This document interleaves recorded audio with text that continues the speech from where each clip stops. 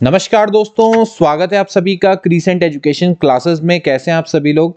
उम्मीद करते हैं सभी लोग हेल्दी होंगे और अच्छे से प्रिपरेशन दोस्तों आपने स्टार्ट कर दी होगी उत्तराखंड एलटी परीक्षा की। और दीपावली आप सभी लोगों की बहुत अच्छी रही होगी और काफ़ी आपने एंजॉय किया होगा। अब दोस्तों समय आ चुका है कि आप अपने एग्ज़ाम पर पूरा फोकस करें, क्योंकि उत्तराखंड एलटी के दोस्तों जल्द ही आपको फॉर्म देखने को मिलेंगे। हालांकि दोस्तों अभी यूके ट्रिपल एस सी थोड़ा लेट कर रहा है, अभी फॉर्म को रिलीज हो जाना चाहिए था, लेकिन अपने कैलेंडर के अकॉर्डिंग फॉर्म नहीं निकाल पा रहा है। बट इसका मतलब ये बिल्कुल भी नहीं है कि उत्तराखंड एलटी की पोस्ट नहीं आएगी दोस्तों। 1200 से अधिक पदों पर दोस्तों आपको उत्तराखंड एलटी के पोस्ट देखने को मिल सकती हैं दोस्तों। और क्योंकि फॉर्म भले ही लेट में रिलीज हो, लेकिन एग्जाम दोस्तों मार्च में होने की संभावनाएं रहेंगी, तो उसके अकॉर्डिंग ही दोस्तों आपने प्रिपरेशन को करना है। मार्च 2024 को टारगेट मान के चले और अच्छे से तैयारी दोस्तों करें और बिल्कुल भी इसमें कोई कोर कसर ना छोड़े। हम भी दोस्तों पूरा प्रयास कर रहे हैं कि आपके लिए वैल्यूएबल कंटेंट लेकर आते रहें। उत्तराखंड एलटी शिक्षण अभिरुचि की हमारी विशेष सीरीज दोस्तों काफ़ी समय से चल रही है और इसमें दोस्तों आज है पार्ट नंबर 28। इससे पहले दोस्तों आपको 27 लगातार दोस्तों क्लासेस प्रोवाइड करवाई हैं, जिसमें आपको प्रीवियस ईयर क्वेश्चंस पेपर के संग संग ऐसे ऐसे प्रश्न दोस्तों करवाए हैं जिनकी सबसे ज़्यादा दोस्तों आने की संभावनाएं रहेंगी। ना सिर्फ क्वेश्चंस, उसके साथ साथ दोस्तों जितने भी कॉन्सेप्ट्स हैं वो भी आपको दोस्तों बताए हैं, एक्स्ट्रा नॉलेज दोस्तों दी हैं, जिससे कि आपको ना सिर्फ क्वेश्चंस के आंसर पता लगे, उनसे संबंधित जितने भी कॉन्सेप्ट्स हैं, उनसे संबंधित जितने भी प्रश्न बन सकते हैं, उन पर भी आपको ज्ञान मिले और वो भी आप सॉल्व कर पाए अगर एग्जाम में आए। क्योंकि कभी कभार क्वेश्चन एज इट इज ना कर उसी से रिलेटेड अलग अलग प्रश्न दोस्तों आपसे पूछे जा सकते हैं। एंड इसमें आप सभी लोगों ने इसको काफ़ी सराहना दी है, काफ़ी लोगों ने इसको अप्रिशिएट किया है और इस बारे में दोस्तों काफ़ी सारे कमेंट के माध्यम से हमें पता चलता है कि आप लोग हमारी क्लासेस को कितना अप्रिशिएट करते हैं। लेकिन स्टिल इसको ज़्यादा से ज़्यादा दोस्तों शेयर करना है, इसको ज़्यादा से ज़्यादा लाइक करना है, लोगों को अवेयर करना है। क्योंकि दोस्तों जब आप इस तरह के कार्य करते हैं तो हमें दोस्तों बहुत ज़्यादा मोटिवेशन मिलता है और हम यही प्रयास करते हैं कि आपके लिए इससे भी वैल्यूएबल कंटेंट लेकर आते रहे। क्योंकि दोस्तों आपने देखा होगा समय समय के संग हमने अपनी क्लासेस में इम्प्रूवमेंट किया है, अपने कंटेंट में दोस्तों इम्प्रूवमेंट किया है, ताकि आपको बेस्ट से बेस्ट हम इंफॉर्मेशन दे सकें, बेस्ट से बेस्ट नॉलेज हम आपको प्रोवाइड कर सकें। आज भी दोस्तों एक महत्वपूर्ण क्लास होने वाली है, बेस्ट 30 MCQ आज हम सॉल्व करने वाले हैं। तो आज जरूर ये बताइएगा कि आपका स्कोर कितना रहा और वीडियो कैसी लगी ये भी दोस्तों जरूर बताइएगा। तो चलिए आज की क्लास को स्टार्ट करेंगे दोस्तों। आगे बढ़ने से पहले एक जरूरी सूचना, हमारे द्वारा दोस्तों उत्तराखंड एलटी मैथमेटिक्स का भी दोस्तों विशेष बैच दोस्तों चलाया जा रहा है। ये बैच उन लोगों के लिए है जो कि रेगुलर प्रैक्टिस करना चाहते हैं, रेगुलर क्लासेस दोस्तों चाहते हैं। और क्योंकि regular classes, regular guidance, personal guidance जिनको चाहिए, तो उनके लिए ही हमने ये कोर्स को दोस्तों लॉन्च किया है। इसमें आपको सबसे बढ़िया बात है कि आपको ऑलरेडी पूरा कोर्स मिलता है रिकॉर्डेड फॉर्म में। इसके अलावा live classes maths plus physics की भी दोस्तों आपको मिलती है। स्टडी मटेरियल, मॉक टेस्ट दोस्तों आपको टोटल मिलता है। ये इसका प्राइस दोस्तों हमने रखा है 7200, 12,000 का दोस्तों कोर्स है। 40% दोस्तों इसमें डिस्काउंट चल रहा है। अभी हमने स्कीम निकाली है कि जिनके लिए एक साथ इतने पॉसिबल नहीं होते हैं अरेंज करने, तो उनके लिए 2000 रुपीज़ पर मंथ के हिसाब से वो दे सकते हैं, मिलेगा पूरा फुल कोर्स। ठीक है। और एक कोर्स दोस्तों आपका वैलिड रहेगा 1 ईयर या फिर एग्जाम तक, जो भी पहले होता है। ऐसे ही प्रवक्ता गणित मुख्य परीक्षा का भी दोस्तों कोर्स है हमारा, रिकॉर्डेड क्लासेस मिलेंगी आपको इसमें टोटल 250 प्लस, और आपका ये भी 1 साल तक वैलिड रहेगा। इसको भी आप इंस्टॉलमेंट में दे सकते हैं। काफ़ी सारे लोग केवल फिजिक्स पढ़ना चाहते हैं, तो उनके लिए भी फुल कोर्स लॉन्च है, 3000 का है दोस्तों। यहाँ पर live recorded classes with study material, mock test दोस्तों सब मिलेगा। ऐसे ही दोस्तों एलटी गणित मैथ्स का दोस्तों कोर्स है, जो केवल मैथ्स चाहते हैं उनके लिए 5000 का कोर्स है, live recorded class, study material, mock test दोस्तों मिलेगा। तो ये ऑफर केवल सीमित समय तक के लिए है। आप इस व्हाट्सएप नंबर पर हमारे संपर्क करके इस कोर्स के बारे में जानकारी ले सकते हैं और इस कोर्स को परचेज कर सकते हैं। ध्यान रहे, अभी हमारा टीचिंग एप्टीट्यूड का कोई भी दोस्तों कोर्स नहीं चल रहा है। काफ़ी सारे स्टूडेंट्स बहुत बार कॉल करते हैं कि सर टीचिंग एप्टीट्यूड आप चला रहे हैं, तो मैं उन सभी लोगों को बता दूं, अवगत करा दूं, अगर मैं चलाऊंगा तो मैं आपको सबसे पहले बताऊंगा। ऐसा नहीं है कि मैं चला रहा हूं कोई कोर्स और आपको ना बताऊं। इसके अलावा जो लोग डेमो चाहते हैं तो डेमो की यहाँ पर फीस लिखी हुई है, लेकिन ये जरूरी नहीं है। आप हमारे इस चैनल को दोस्तों सब्सक्राइब करिए और यहाँ पर आप सारी क्लासेस दे सकते हैं। यहाँ पर भी हम रेगुलर क्लासेस दोस्तों डालते रहते हैं। तो आप डिसाइड करिए कि अगर आप एक अच्छी प्रिपरेशन करना चाहते हैं और ऐसा मौका, क्योंकि बहुत कम दोस्तों मौका मिलेगा आपको अपनी लाइफ में जहां पर आप एलटी का एग्जाम दोगे, लेक्चरर के एग्जाम दोगे, तो इस मौके को बिल्कुल भी मिस ना करें। पूरा का पूरा आप इसको कैप्चर करने की कोशिश करें। तो चलिए आज की क्लास को दोस्तों स्टार्ट करेंगे। पहला क्वेश्चन आपकी स्क्रीन पर आपको दिखाई देगा। ज्ञान तभी उपयोगी है जब वह स्वयं निरीक्षण के माध्यम से प्राप्त किया गया हो। सिद्धांत कौन सा सिद्धांत है? यह किस विधि के अंतर्गत आता है? ह्यूरिस्टिक विधि, क्रिया विधि, प्रदर्शन विधि या फिर साक्षात्कार विधि? बहुत अच्छा दोस्तों प्रश्न है। Knowledge is useful only when it is obtained through self observation. The principle is heuristic method, method of action, display method या फिर interview method. So right option क्या है दोस्तों? इसका राइट ऑप्शन है option number A, heuristic method is a right answer. देखिए heuristic method, इसको दोस्तों हम अन्वेषण विधि भी बोलते हैं। अन्वेषण विधि, तो अन्वेषण विधि में जो छात्र है वो एक खोजी की तरह पे कार्य करता है और स्वयं के निरीक्षण के द्वारा दोस्तों वो उस नॉलेज को गेन करता है। इसके प्रतिपादक कौन है? आर्मस्ट्रॉन्ग है। ठीक है, तो बहुत इंपॉर्टेंट दोस्तों मेथड है ह्यूरिस्टिक मेथड। व्यक्ति इसमें स्वयं के निरीक्षण के आधार पर खोज करके ज्ञान प्राप्त करता है। नेक्स्ट क्वेश्चन देखेंगे, क्वेश्चन नंबर 2। शिक्षण के संदर्भ में निम्न में से कौन सा कथन सही नहीं है? यह आपको दोस्तों बताना है। टीचिंग के संदर्भ में यह एक सामाजिक प्रक्रिया है, यह एक सौदेशिक प्रक्रिया है, यह एक मनोवैज्ञानिक प्रक्रिया है, यह एक ध्रुवीय प्रक्रिया है। Which statement is not correct in the context of teaching? देखिए इसका राइट आंसर क्या है। देखिए मैं आपको ये प्रश्न पहले भी करा चुका हूं दोस्तों। ये एक सामाजिक प्रक्रिया है। ये कुछ बुक्स में सही दिया है, कुछ बुक्स में गलत दिया हुआ है। वैसे इसके चारों ऑप्शन बिल्कुल करेक्ट है, लेकिन दोस्तों ये पूर्व परीक्षा में आया प्रश्न है तो इसका राइट आंसर ए दिया गया है, तो मैं उसी के अकॉर्डिंग आपको ए दे रहा हूं। हालांकि राइट आंसर ए भी नहीं होना चाहिए, इसके चारों ऑप्शन बिल्कुल करेक्ट हैं, क्योंकि शिक्षण भी दोस्तों एक सामाजिक प्रक्रिया है, क्योंकि इसमें टीचर्स और जो छात्र हैं वो आपस में सहभागिता करते हैं। तो राइट आंसर इसका ए है according to option, according to question. ठीक है, बट अगर सामाजिक प्रक्रिया कहीं पर दिया हुआ और कोई और ऑप्शन है कि जो कि बिल्कुल गलत आ रहा है तो आप उसमें जा सकते हैं। ठीक है, अगला देखेंगे, निम्न में से कौन सा घटक शिक्षण कौशल से संबंधित नहीं है? उद्दीपन परिवर्तन कौशल, पुनर्बलन कौशल, शामपट लेखन कौशल, निर्देशन एवं परामर्श। आपको यह बताना है कि which component is not related to teaching skills? Stimulus changes, reinforcement skills, black board writing skills, guidance in counselling. So right answer क्या हो जाएगा? राइट आंसर हो जाएगा निर्देशन एवं परामर्श। देखिए निर्देशन एवं परामर्श दोस्तों शिक्षण कौशल से संबंधित नहीं है। शिक्षण कौशल, टीचिंग स्किल्स, देखिए जब भी कोई शिक्षक होता है शिक्षण कार्य के दौरान विभिन्न प्रकार के कौशलों का प्रयोग करता है, जिससे कि उसका शिक्षण कार्य प्रभावी होता है, इफेक्टिव होता है, बच्चे उसकी ओर को ध्यान देते हैं।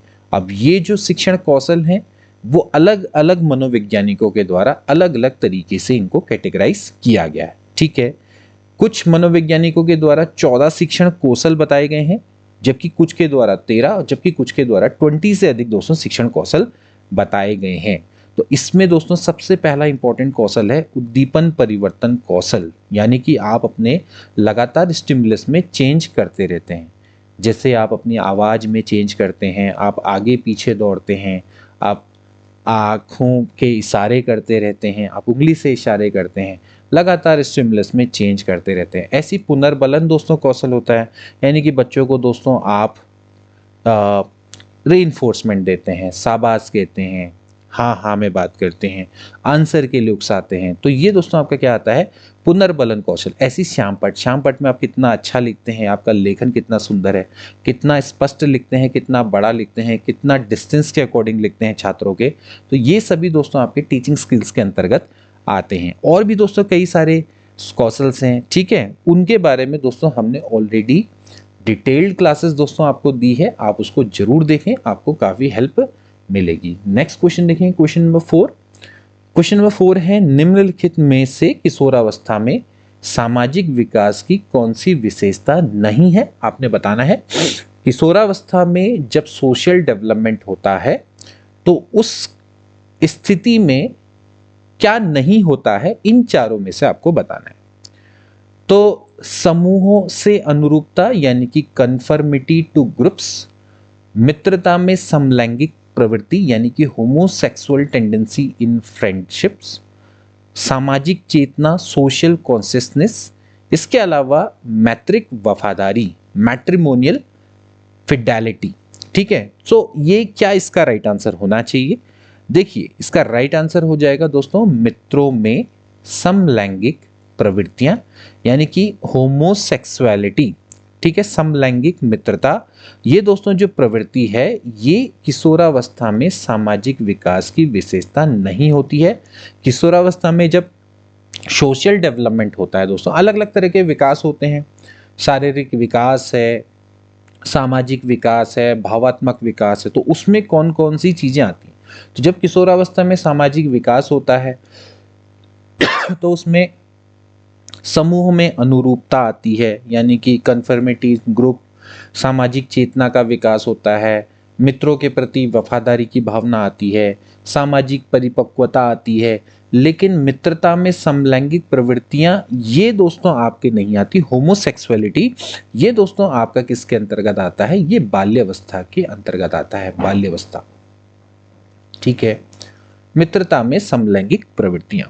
ठीक है, अब किशोरावस्था में विपरीत लिंग के प्रति थोड़ा ज्यादा आकर्षण आता है। ठीक है, हाँ, लेकिन अगर समलैंगिक यहाँ पर प्रेम होता, ठीक, तो उस केस में फिर भी थोड़ा यहाँ पर हम जा सकते थे। तो समलैंगिक प्रेम नहीं है, प्रवृत्तियां हैं, समझ लेना। तो अगला option number B is right. Question number 5 देखेंगे, विकास की किशोरावस्था में सिर के संबंध में शरीर अनुपात का शारीरिक परिवर्तन होता है।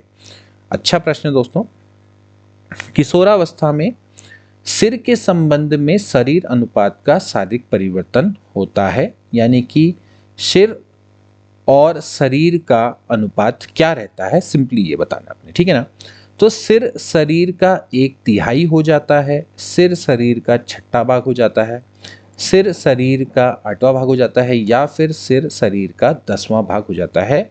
So during adolescence of development there is a physical change in body proportion in relation to the head.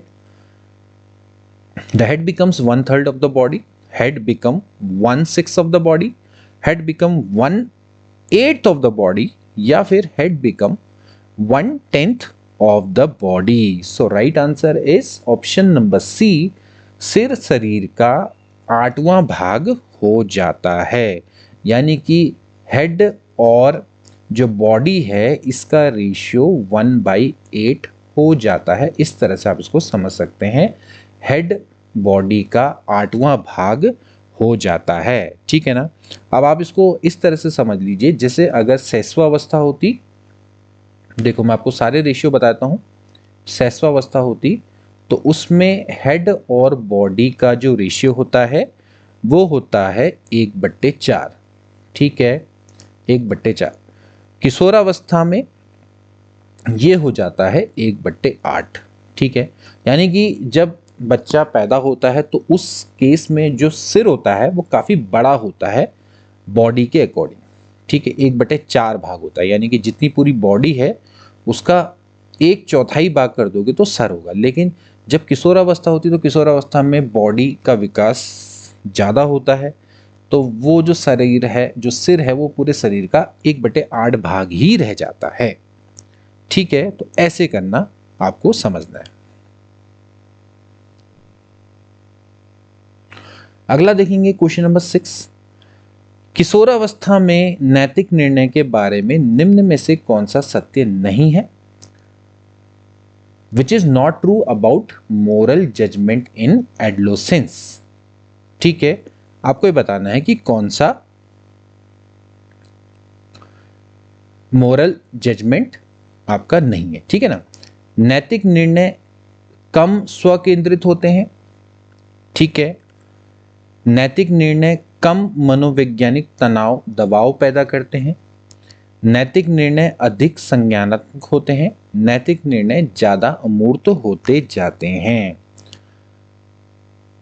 Ethical decision are less self centred. Ethical decision create less psychological stress और प्रेशर।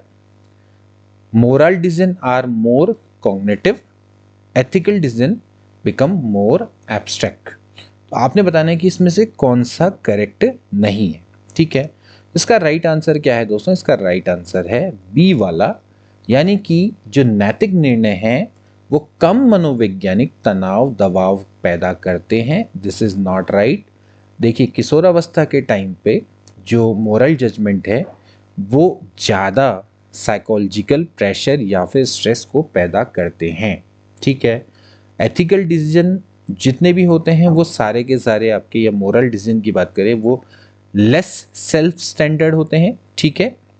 इसके अलावा जो moral decision है वो ज़्यादा cognitive होते हैं, become ज़्यादा एब्स्ट्रैक्ट हो जाते हैं, लेकिन वो ज़्यादा साइकोलॉजिकल स्ट्रेस और प्रेशर भी पैदा करते हैं। सो बी वाला ऑप्शन क्या हो जाएगा? करेक्ट हो जाएगा। अगला देखिए क्वेश्चन नंबर 7।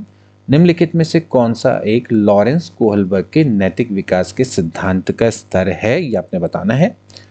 परंपरागत स्तर यानी कि कन्वेंशियल लेवल, पूर्व नैतिक स्तर यानी कि प्री कन्वेंशियल लेवल या प्री मोरल लेवल भी कह सकते हैं, संक्रियात्मक स्तर ऑपरेशन लेवल, या फिर आत्मस्वीकार्य नैतिक सिद्धांत स्तर। ठीक है, तो ये, या फिर इसको क्या बोलेंगे? Self acceptable moral principle level. तो इसका राइट आंसर क्या हो जाएगा दोस्तों? इसका राइट आंसर हो जाएगा, इसका हो जाएगा परंपरागत स्तर। ठीक है, ये आपका क्या है? परंपरागत जो स्तर है, जैसे कि पता लग रहा है दोस्तों, ये कन्वेंशियल लेवल, ये दोस्तों आपका क्या है? लॉरेंस कोहलबर्ग के नैतिक विकास के सिद्धांत से संबंधित है। जबकि पूर्ण नैतिक स्तर, संक्रियात्मक स्तर, आत्मस्वीकार्य नैतिक सिद्धांत स्तर, ये इसके अंतर्गत दोस्तों नहीं आएंगे, क्योंकि इसकी इंग्लिश से दोस्तों पता लग रहा है pre moral level, operation level and self acceptable moral principle level is not related to Lawrence Kohlberg. Conventional level दोस्तों जो परंपरागत स्तर होता है, ये 4 से 10 वर्ष तक का जो लेवल होता है। ठीक है, तो ये इसके अंतर्गत आएगा। सो राइट आंसर इज ए। अगला देखिए क्वेश्चन नंबर 8। एक विद्यार्थी अपने समकक्ष व्यक्तियों के समूह के प्रति आक्रामक व्यवहार रखता है और विद्यालय के मानदंडों को नहीं मानता। इस विद्यार्थी को जिस सहायता की आवश्यकता है वो क्या है? एक स्टूडेंट है, वो बिहेव करता है aggressively towards peer group and does not follow the school norms, and the help that this student needs is, इस स्टूडेंट को किस तरह की हेल्प की आवश्यकता है? साइकोडायनेमिक फील्ड यानी कि मनोगत्यात्मक क्षेत्र। अगला है भावात्मक क्षेत्र यानी कि इमोशनल स्पीयर। इसके अलावा उच्च स्तरीय चिंतन कौशल, हाई ऑर्डर थिंकिंग स्किल, या फिर संज्ञानात्मक क्षेत्र, कॉग्निटिव डोमेन। ठीक, तो इसका राइट आंसर क्या हो जाएगा दोस्तों? बी वाला ऑप्शन बिल्कुल करेक्ट हो जाएगा, यानी कि दोस्तों इसको भावात्मक क्षेत्र है, वहां पर सहायता की आवश्यकता है। ठीक, अब भावात्मक क्षेत्र दोस्तों आपको पता है कि भाई जहां पर आपकी भाव या फिर भावनाओं से संबंधित ये क्षेत्र होता है, जहां पर आपका दुख, सुख, क्रोध, हर्ष, ठीक, ये रुचियां, दृष्टिकोण, इनसे दोस्तों आपका संबंधित है। ठीक है, तो इस विद्यार्थी को भावात्मक क्षेत्र में सहायता की आवश्यकता है। ठीक, तो राइट आंसर क्या हो जाएगा? बी वाला ऑप्शन बिल्कुल करेक्ट हो जाएगा। अगला देखिए क्वेश्चन नंबर 9, विकास के विभिन्न पक्ष हैं, शारीरिक एवं गतिक पक्ष, संवेगात्मक एवं सामाजिक पक्ष, मानसिक एवं संज्ञानात्मक पक्ष, या फिर उपरोक्त सभी। There are different aspects of development, physical and moral motor development, emotional and social development, mental and cognitive development, या फिर all of these. So right answer है ऑल ऑफ दीज। विकास के दोस्तों ये सारे के सारे डिफरेंट डिफरेंट एस्पेक्ट्स हैं, जैसे कि इसमें शारीरिक विकास आता है।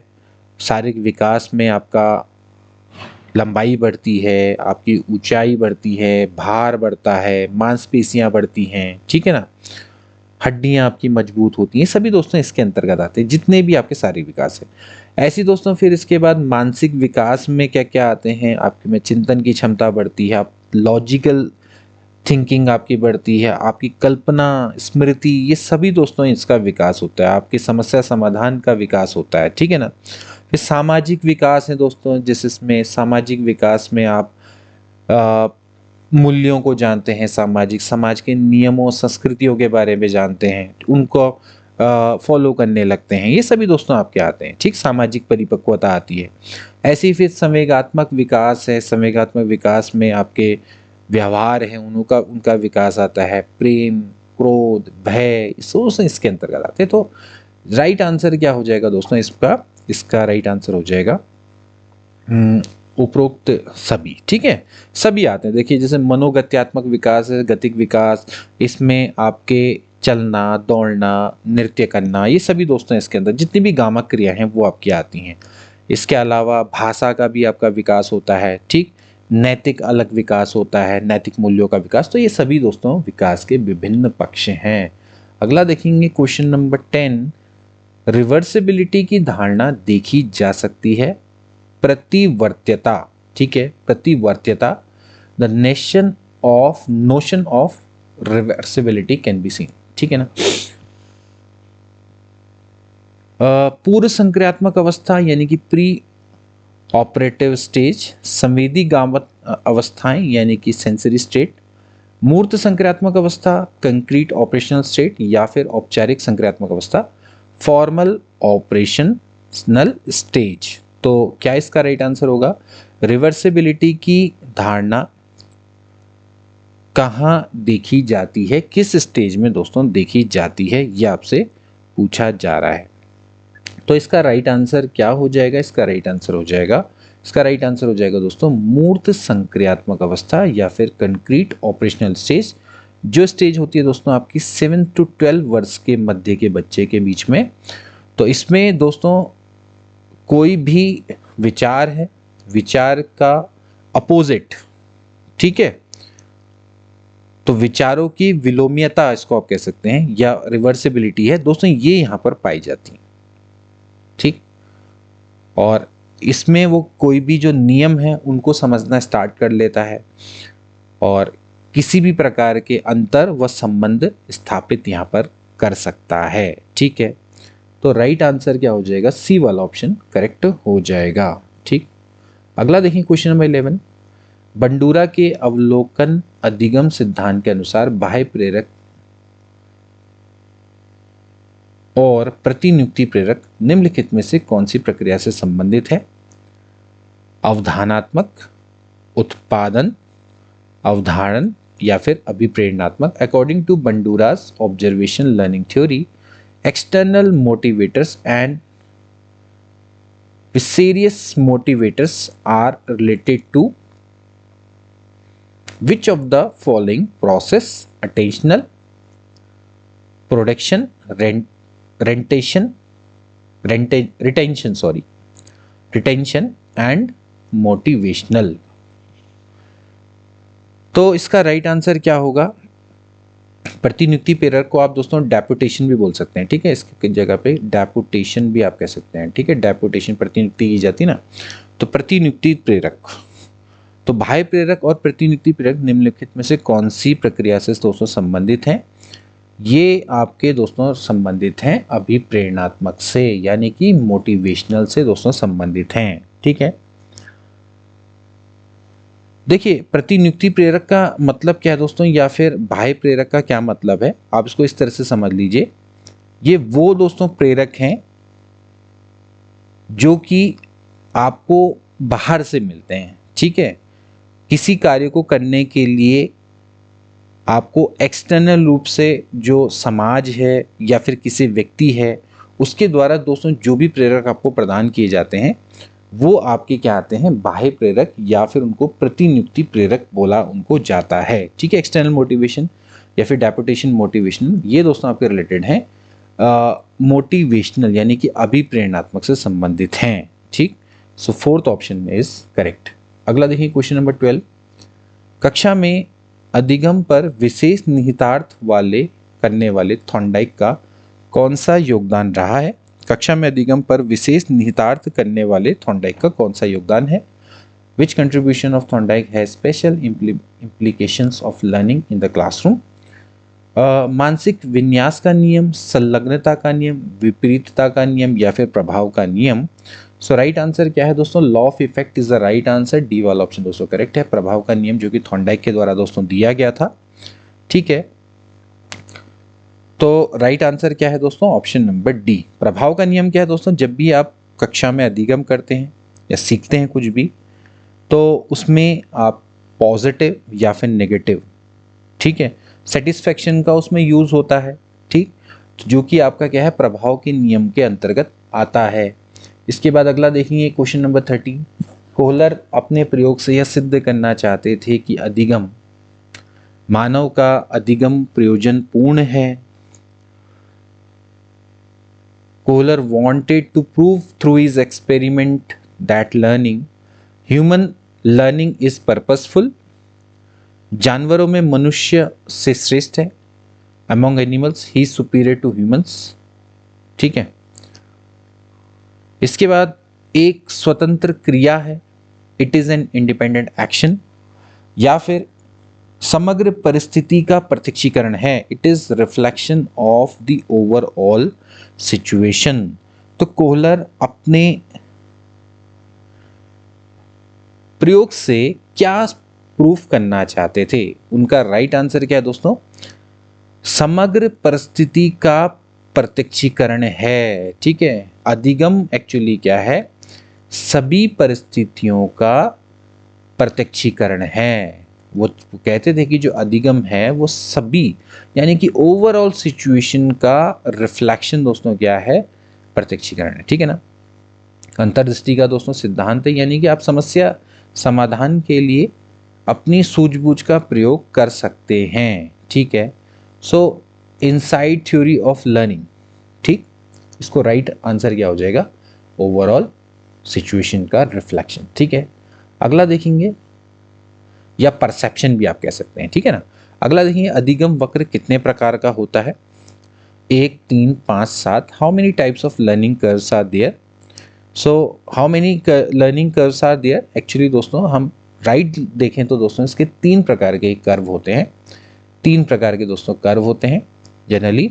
एक तो दोस्तों आपका नकारात्मक होता है, ठीक है, इस तरह का जो कर्व होता है इसको हम दोस्तों क्या बोलते हैं, ऋणात्मक त्वरण कर्व भी बोल सकते हैं या फिर कॉन्वेक्स कर्व भी बोल सकते हैं।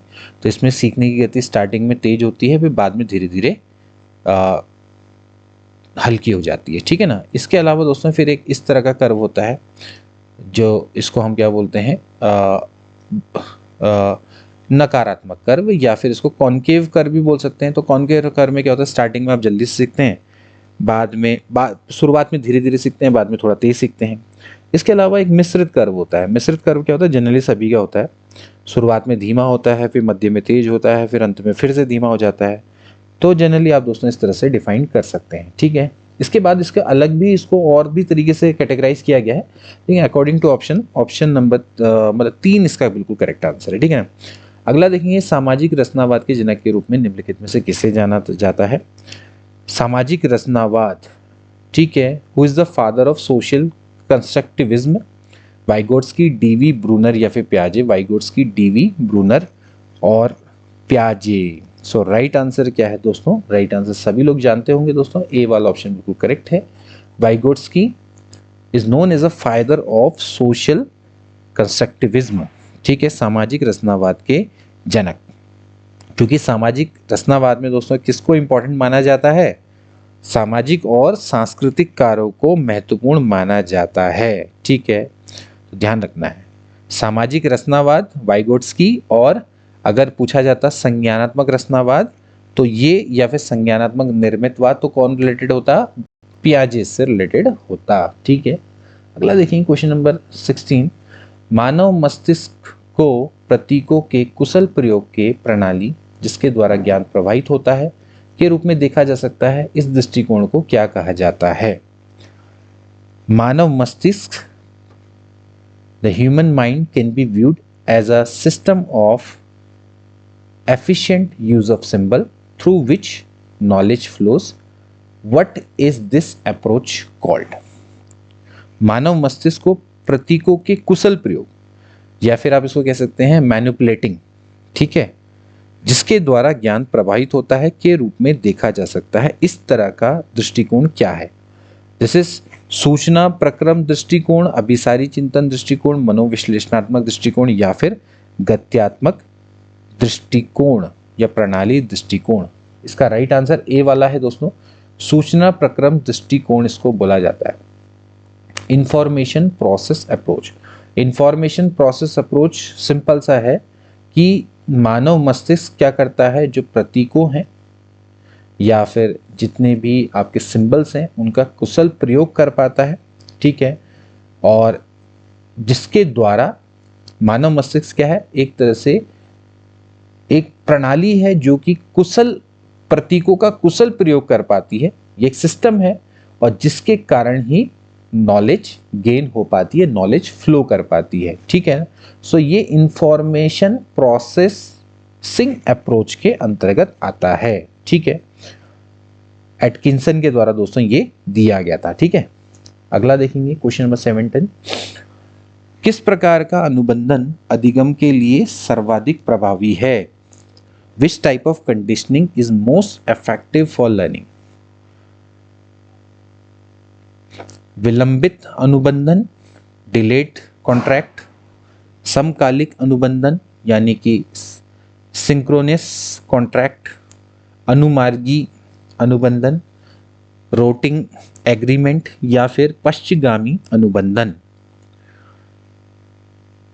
Backward contract.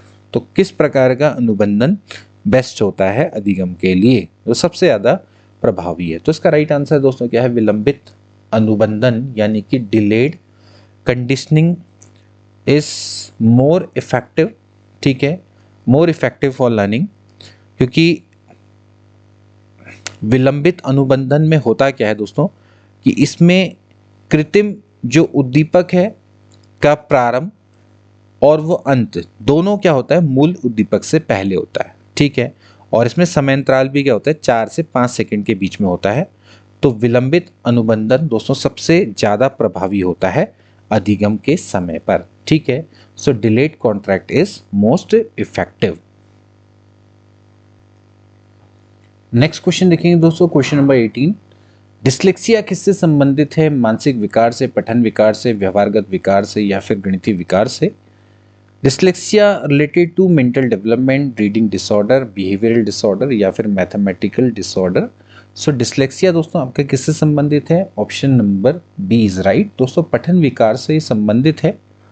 और ये अधिगम विकलांगता का एक प्रकार है और जिसमें दोस्तों एक छात्र है उसको अक्षरों को समझने में दिक्कत आती है। ठीक है ना, वो अंतर नहीं कर पाता। ठीक है ना, एक ही तरह के अक्षरों में।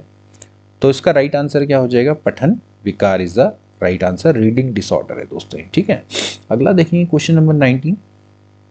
अधिगम विकलांगता जिसमें लिखावट में कठिनाइयां शामिल हैं कहलाता है, जिसमें लिखने में दिक्कत आती है। डिस्लेक्सिया, डिस्ग्राफिया, डिस्कैल्कुलिया, ध्यान अभाव, अति सक्रियता विकार। Dyslexia, dysgraphia, dyscalculia, attention deficit hyperactivity disorder. ठीक है, सो राइट आंसर क्या हो जाएगा दोस्तों? इसका राइट आंसर हो जाएगा of course question number B, option number B I mean to say. So अधिगम विकलांगता जिसमें लिखावट में कठिनाई आती है, तो वो दोस्तों डिस्ग्राफिया से संबंधित है। डिसलेक्सिया दोस्तों आप जान ही रहे हैं ये किससे संबंधित है दोस्तों, आपका पठन संबंधी विकार है। बाकी लिखावट में दिक्कत है। डिसकैल्कुलिया गणित से संबंधित विकार है, ठीक है। और ये अगर मैं बात करूँ ध्यान अभाव अति सक्रियता विकार, तो ये दोस्तों आपका क्या है कि इसको हम बोलते हैं ADHD, ठीक है, attention deficit hyper activity disorder, ठीक है। ये इसमें आप ध्यान केंद्रित नहीं कर पाते और नियमों को तोड़ते हैं। यहाँ पर आप बहुत आवेग में रहता है व्यक्ति, ठीक है, आवेगशीलता रहती है उसमें। तो ये इससे दोस्तों संबंधित है, ठीक है ना, जो मैंने आपको बताया। So dyscalculia, dysgraphia, dyslexia, these all are important. इससे संबंधित दोस्तों आपके प्रश्न आते हैं अधिगम विकारों से।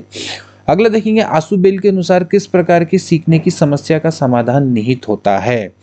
अर्थपूर्ण सीखना, रटकर सीखना, खोजपूर्ण सीखना, निरंतर सीखना। According to Ausubel which type of learning involve problem solving, meaningful learning, learning by rote, exploratory learning या फिर continuous learning? So right option is option number C. Ausubel ने ये बताया दोस्तों कि अगर आप खोजपूर्ण करके सीखते हैं तो वो उसी में ही समस्या का समाधान निहित रहता है, ठीक है। आसुबेल ने 4 प्रकार बताए हैं सीखने के। ये मैं आपको दोस्तों पहले भी बता चुका हूं दोस्तों। इसको बोलते हैं अभिग्रहण करके सीखना, यानी कि लिखकर सीखना, ठीक है। अभिग्रहण का मतलब है लिखकर सीखना। दूसरा होता है रटकर सीखना, जो कि निम्न प्रकार का सीखना होता है। इसके बाद होता है अर्थपूर्ण सीखना, अर्थपूर्ण यानी कि समझ के सीखो, ठीक है। और एक होता है खोजपूर्ण सीखना। खोजपूर्ण सीखना का मतलब ये है समस्या का खोज करके समाधान निकाल लो। तो ये 4 प्रकार हैं। तो खोजपूर्ण सीखना में समस्या का समाधान निहित होता है। ऑप्शन नंबर सी राइट है। क्वेश्चन नंबर 21 देखेंगे, अभिप्रेरणा क्या है, निम्नलिखित में से कौन सा सर्वोत्तम उदाहरण है? रीता एनर्जेटिक है, अपने उच्च लक्ष्य निर्धारित करती है, यथेष्ट प्रयासों को बनाए रखती है और कक्षा में A ग्रेड बना लेती है। मानसी आने वाले विद्यार्थी के वर्ष में विषय में भावुक है और अच्छा करना चाहती है। कविता जो करना चाहती है उसमें अपना ध्यान निर्देशित करने में अच्छी है। निशा मेहनती और शैक्षिक कार्यों के विषय में धनात्मक भावनाएं अनुभव करती है। इस तरह का प्रश्न दोस्तों मैं आपको पहले करवा चुका हूँ। Right option is option number A. Rita is energetic, sets high goal, maintain adequate effort and makes a grade in the class. अभिप्रेरणा दोस्तों प्राणी में हमेशा ऊर्जा लेकर आती है, ठीक है ना, जिससे उसका व्यवहार प्रेरित होता है, ठीक है। अधिक उसमें उत्तेजना आती है, वो अधिक क्रियाशील होता है, अधिक ऊर्जावान होता है। तो right answer according to option is A. Rita ऊर्जित है, अपने हाई गोल्स को सेट कर रही है, अपने एडिक्वेट एफर्ट्स को बना रही है सो दैट कि वो अच्छी ग्रेड ला सके। So option number is right. अगला देखेंगे, चुनौतीपूर्ण और कठिन निष्पादन में प्रवीणता की संतुष्टि प्राप्त क्या कहलाती है? अधिगम, बुद्धि, उपलब्धि, अभिप्रेरणा, समायोजन। What is the satisfaction of achieving proficiency in challenging and difficult performance called? Learning, intelligence, achievement, motivation या फिर adjustment, ठीक है।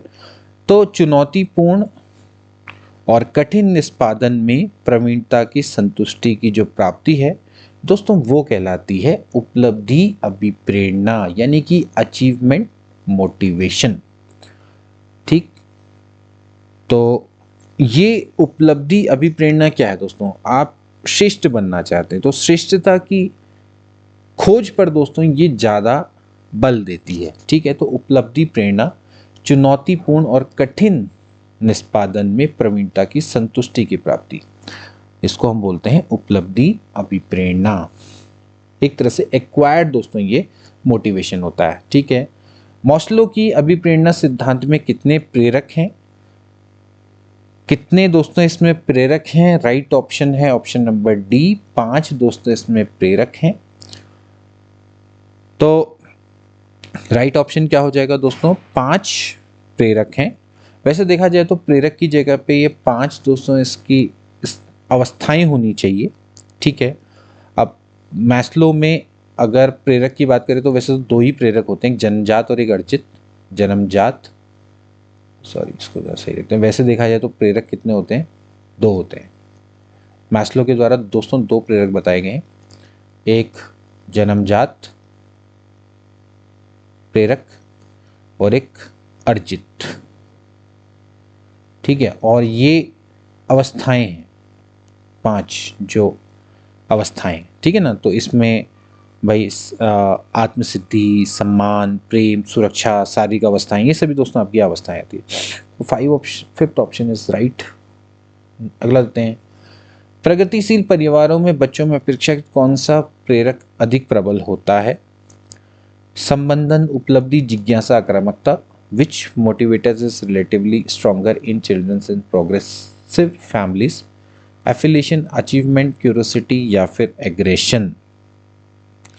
सो राइट आंसर क्या हो जाएगा? प्रगतिशील परिवारों में कौन सा प्रेरक ज्यादा अधिक प्रबल होता है? उपलब्धि राइट आंसर है, अचीवमेंट राइट आंसर है, ठीक है ना। तो ये जो उपलब्धि प्रेरक है दोस्तों, ये आपका हमेशा इंडिपेंडेंट थिंकिंग और प्रोग्रेसिव एनवायरनमेंट में ही पैदा होता है। तो अगर कोई बच्चा है, उसका परिवार प्रगतिशील है, तो वहां पर उपलब्धि प्रेरक ज्यादा प्रबल होगा, अचीवमेंट ज्यादा इंपॉर्टेंट होगी, ठीक है ना, वहां पर प्रबल होगी। ठीक, इसके अलावा देखिए अगला देखेंगे, हिपोक्रेटस द्वारा किए गए वर्गीकरण के अनुसार जो बालक निराशावादी, दुखी और संवेगात्मक रूप से कमजोर होते हैं उनको क्या बोलते हैं? उत्साही, सैंग्विन, गुस्सैल, कोलोरिक, विषादग्रस्त, मेलनेकोलिक या फिर निरुत्साही, phlegmatic. So according to classification made by Hippocrates, children who are pessimistic, sad and emotionally weak are called sanguine, choleric, melancholic या फिर phlegmatic। So right answer क्या है? right answer है दोस्तों ऑप्शन नंबर सी, विषादग्रस्त, यानी कि melancholic जो बच्चे ज़्यादा निराशावाद, दुखी और संवेगात्मक रूप से कमज़ोर होते हैं, क्योंकि इनमें काले पित्त की दोस्तों अधिकता होती है, इस कारण से ये शारीरिक और संवेगात्मक दोनों रूप से कमज़ोर होते हैं। हिपोक्रेटस ने सर्वप्रथम दोस्तों वर्गीकरण किया था पर्सनालिटी का, तो इसको आप अच्छे से याद करेंगे। प्रकृति में सभी व्यक्तित्व व व्यवहार गुणों का वितरण एक विशेष रूप से ही संपन्न होता है। इस वितरण को क्या बोलते हैं? ये भी दोस्तों मैं आपको प्रश्न पहले करवा चुका हूँ। Nature, personality and behaviour traits are distributed in the particular form, then this distribution is known as a normal probability curve, यानी कि सी ऑप्शन इज राइट। ठीक है, तो प्रकृति में जितने भी व्यक्तित्व व व्यवहार गुणों का वितरण है वो एक विशेष रूप में यानी कि विशेष पैटर्न में होता है। हमेशा दोस्तों जो भी व्यवहार के गुण हैं वो एक विशेष पैटर्न में ही होते हैं।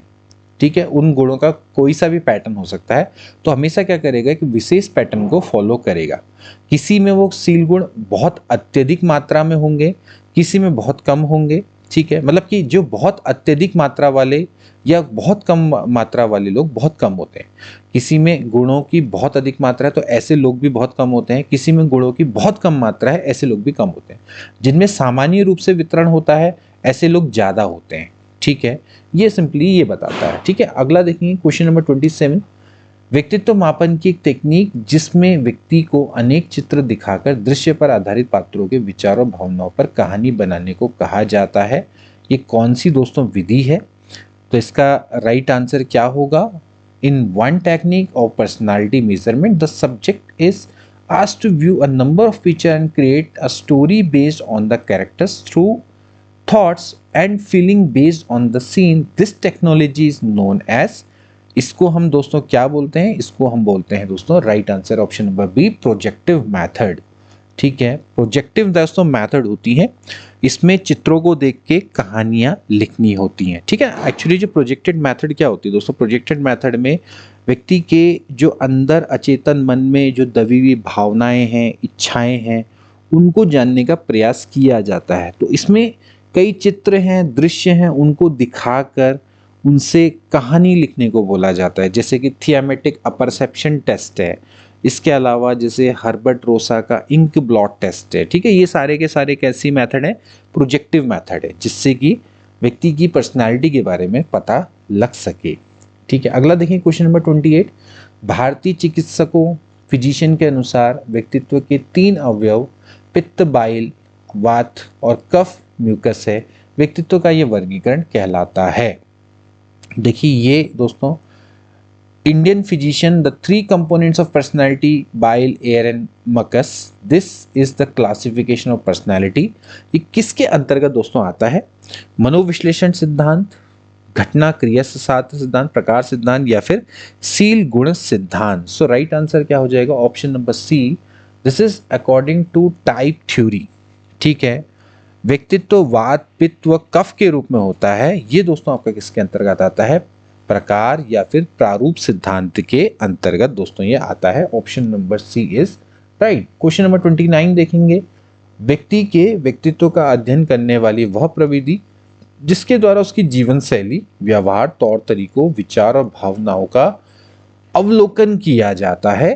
The technique of studying a person personality through which his lifestyle, behaviour, mannerism, thought and feeling can be observed is called प्रश्नावली, क्वेश्चनायर, निर्धारण मापनी, रेटिंग स्केल, व्यक्तित्व अध्ययन या फिर पर्सनल स्टडी या फिर प्रक्षेपण यानी कि प्रोजेक्शन, प्रोजेक्टिव। ठीक है, सो राइट आंसर क्या हो जाएगा दोस्तों? इसको बोलते हैं ऑप्शन नंबर सी यानी कि व्यक्तिक अध्ययन या केस स्टडी दोस्तों इसको आप बोल सकते हैं। ठीक है, अब इसमें व्यक्तिक अध्ययन में दोस्तों यही होता है, यानी कि किसी व्यक्ति की केस स्टडी की जाती है, उसकी पास्ट से लेके प्रेजेंट तक संपूर्ण दोस्तों उसका अध्ययन किया जाता है।